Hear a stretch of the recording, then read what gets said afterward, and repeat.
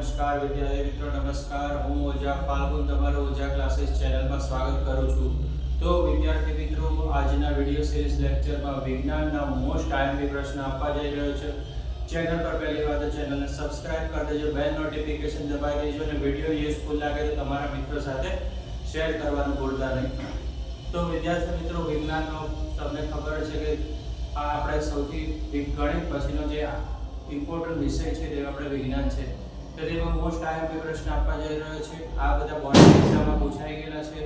તો વિડિયોને અંત સુધી જોજો અને તમને સ્ક્રીનશોટ પણ લેવા મળશે વિદ્યાર્થી મિત્રો, બરાબર. હું 10 વર્ષના અનુભવથી કહું છું, આ પ્રશ્નો તમે તૈયાર કરશો તો આમાંથી જ પ્રશ્ન આવવાના પૂરેપૂરા ચાન્સ છે. બીજા પણ કરવાના ટેક્સ્ટ બુકના, પણ આ પ્રશ્ન પહેલા કરી દેજો જેથી તમે સારા એવા માર્કે પાસ થઈ શકો. તો વિદ્યાર્થી મિત્રો, બરાબર, તો 10 પ્રશ્ન છે. આવા જ યુઝફુલ વિડિયો આપણી ચેનલ પર જોવા મળશે. તો બરાબર, તમે સૌથી પહેલા પ્રશ્ન વાત કરીએ તો તફાવતના પ્રશ્ન લીધા છે.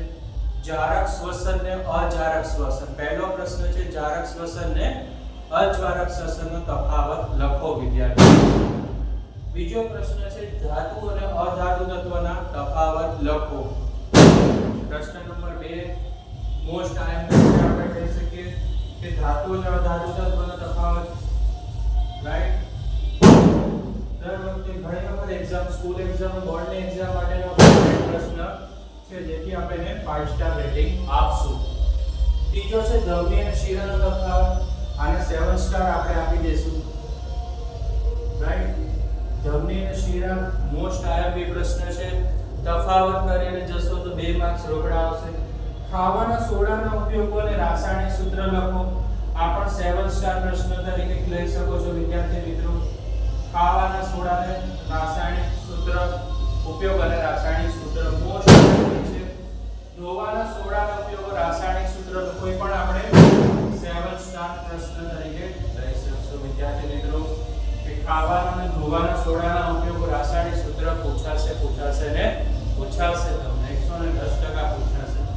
થર્મિટ પ્રક્રિયા સમજાવો. થર્મિટ પ્રક્રિયાનો પ્રશ્ન પણ 7 સ્ટાર પ્રશ્ન છે. એને પણ આપણે 7 સ્ટાર આપી દઈશું વિદ્યાર્થી મિત્રો.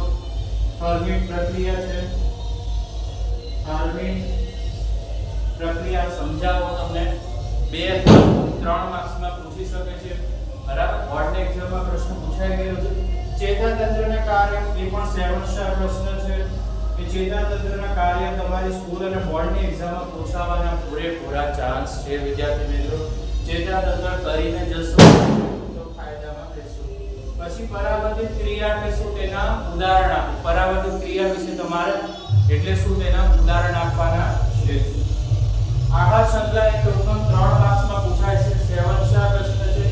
જૈવિક વિશાલ અને ટૂંકમાં છે પણ તમને બોર્ડની એક્ઝામમાં પૂછાશે વિદ્યાર્થી મિત્રો.